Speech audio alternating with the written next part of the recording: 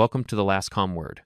Let us get started with today's story. My fiancé said I am going to Europe for 2 weeks with my ex. Just stay chill. I replied, all right, whatever you want. The next day, I canceled our wedding venue, hired a private investigator, and when she landed at the airport, what happened next? She never saw it coming. I am 38 years old, and 3 weeks ago, I was engaged to someone I thought I knew. Vanessa and I had been together for 4 years, engaged for 8 months. We were supposed to get married in June. Venue booked deposits, paid invitations ordered. The whole thing. I thought we were building something real. 2 Thursdays ago, Vanessa came home from work around 6 p.m. and sat down across from me at the kitchen table. She had this weird energy, nervous, but also defiant, like she had already made up her mind about something, and was just going through the motions of telling me, I need to talk to you about something, she said. I closed my laptop. What is up? You know how I have been reconnecting with old friends lately? Sure, I said. She had been on social media a lot more than usual, always on her phone. Well, I have been talking to Cameron, my ex from college, Cameron. I knew the name. They dated for 3 years, broke up 7 years ago when he moved to London for work. She had mentioned him maybe twice in 4 years, always in passing. Okay, I said carefully. He has been going through a rough time. Divorce, job stress, the whole thing. We have been talking, and he invited me to come visit him in London. He wants to show me around Europe for a couple weeks, Paris, Amsterdam, Barcelona. I stared at her. You want to go to Europe with your ex-boyfriend? It is not like that, she said quickly. It is just as friends. He needs support right now, and honestly, I could use a break too. Wedding planning has been stressful. Wedding planning for our wedding, I said. I know, but this is important to me. Cameron was a huge part of my life once. He is going through something difficult. I want to be there for him. For 2 weeks in Europe alone. Yes. I sat there trying to process what she was saying.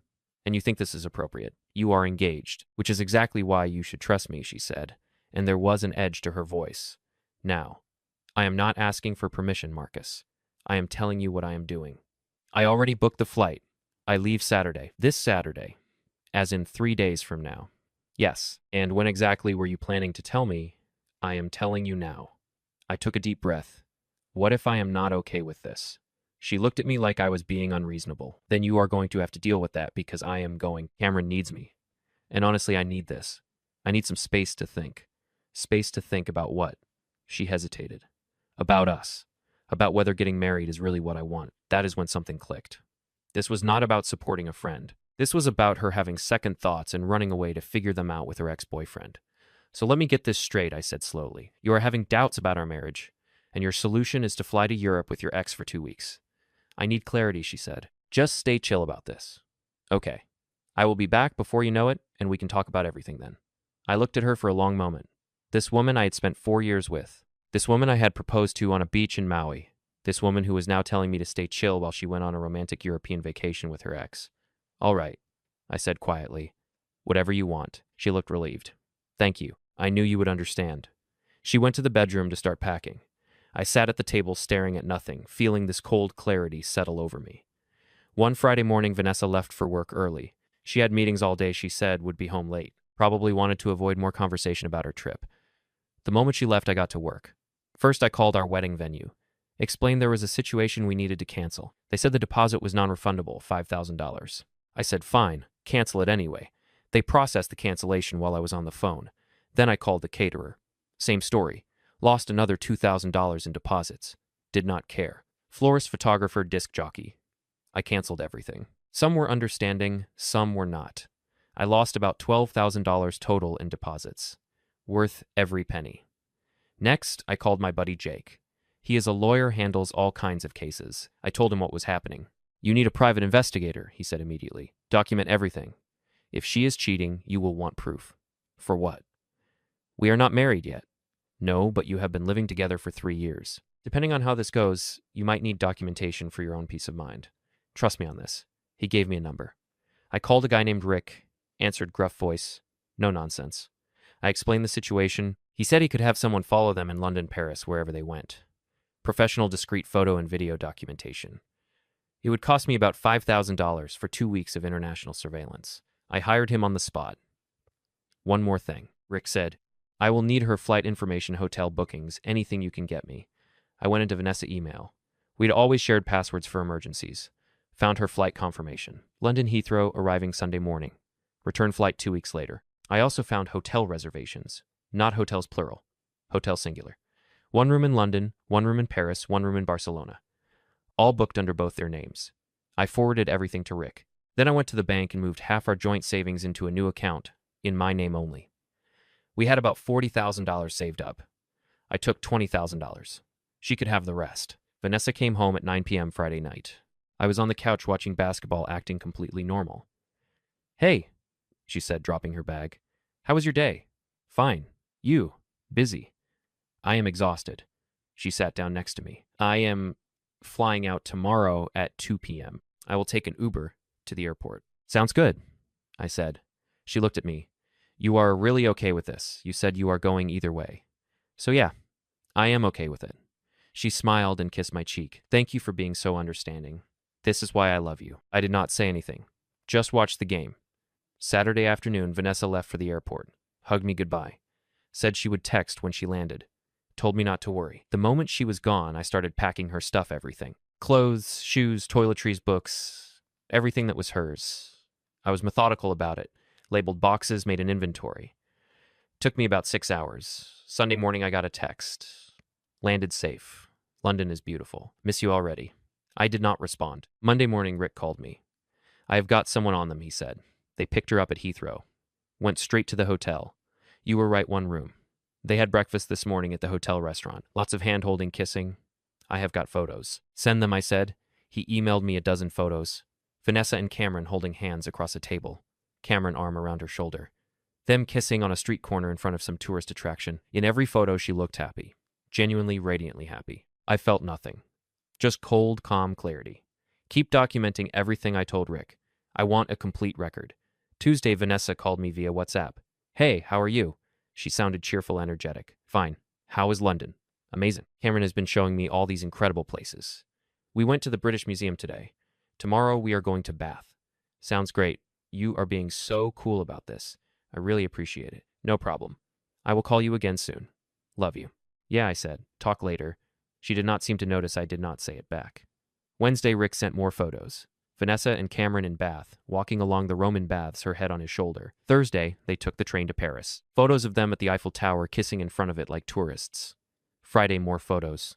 A cafe, the Louvre, walking along the Seine at sunset. Every day, Vanessa texted me something casual.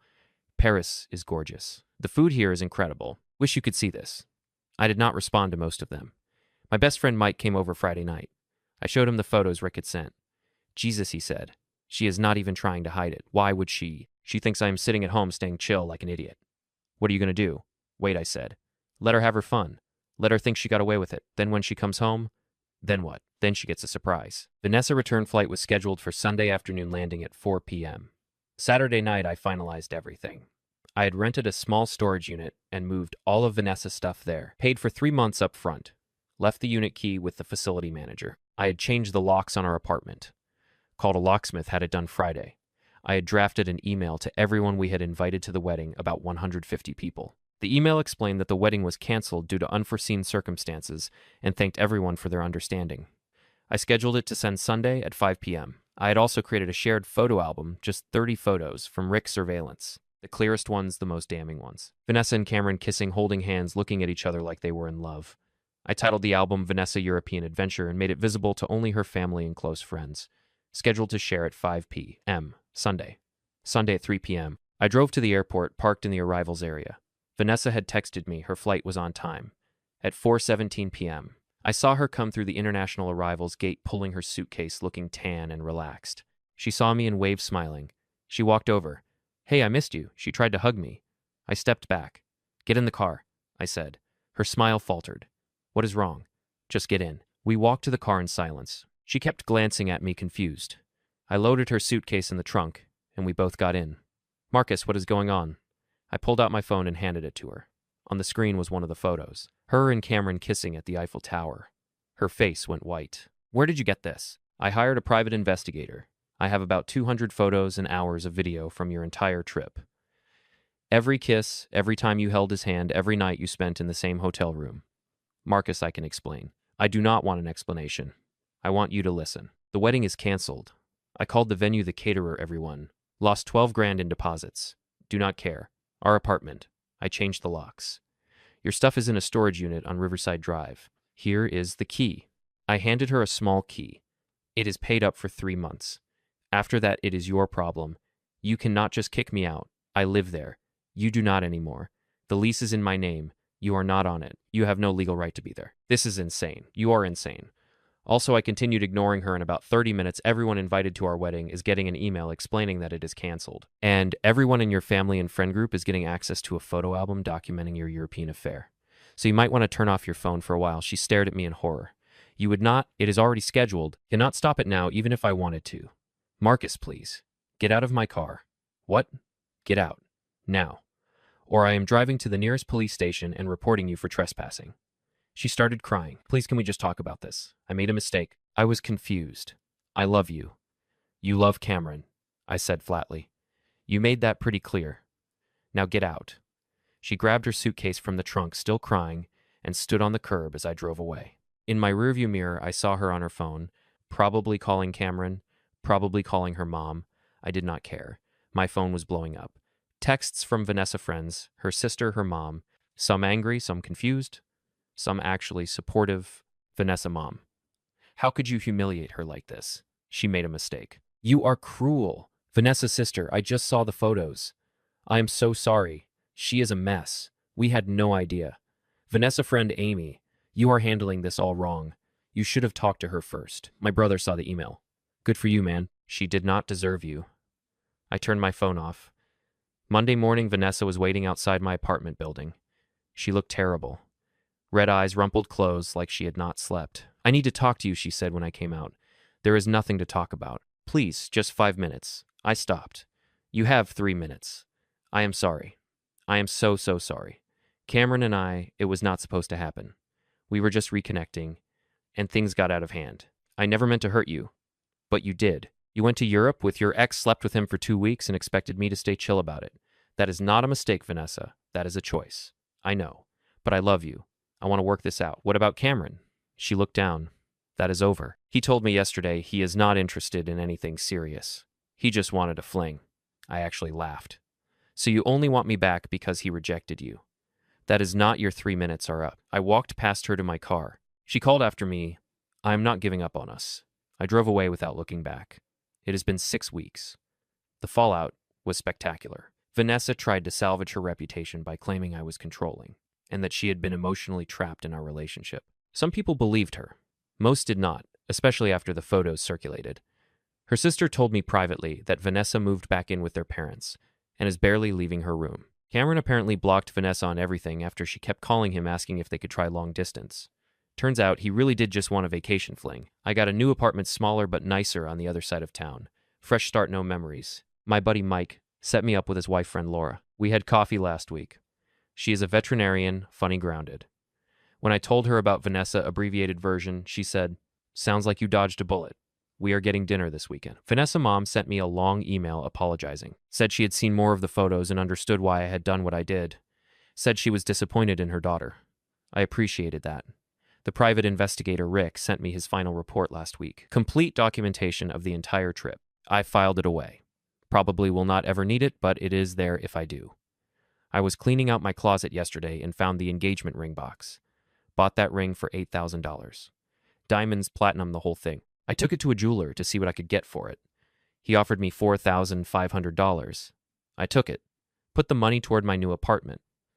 Someone asked me if I regret how I handled things, if I should have confronted her before she left, given her a chance to cancel the trip. Honestly, no. If I had confronted her, she would have either lied or worse, gone anyway and just been more careful. This way, she showed me exactly who she was. No ambiguity, no room for doubt, and I got to show her that actions have consequences. My mom called me this morning. She had heard the whole story from my brother. I never liked her. Mom said, "Too selfish. You are better off." Everyone has got an opinion in hindsight. But the truth is, I am sleeping better now than I have in months. No more wedding stress. No more wondering if Vanessa was really happy with me. No more ignoring red flags. Just peace. Several people have asked what the red flags were before this. Looking back, there were some. She was always on her phone, secretive about it. She had been less interested in wedding planning the last few months. Always finding excuses to postpone decisions. She had mentioned Cameron's name a few times in passing. Always casual, like, "Oh, funny story. Cameron and I used to." And when I asked about their relationship once she got defensive and said I was being jealous for no reason, I was not connecting the dots then. I am now. Yes, I still have all the photos and documentation. No, I will not share them publicly. That is not the point.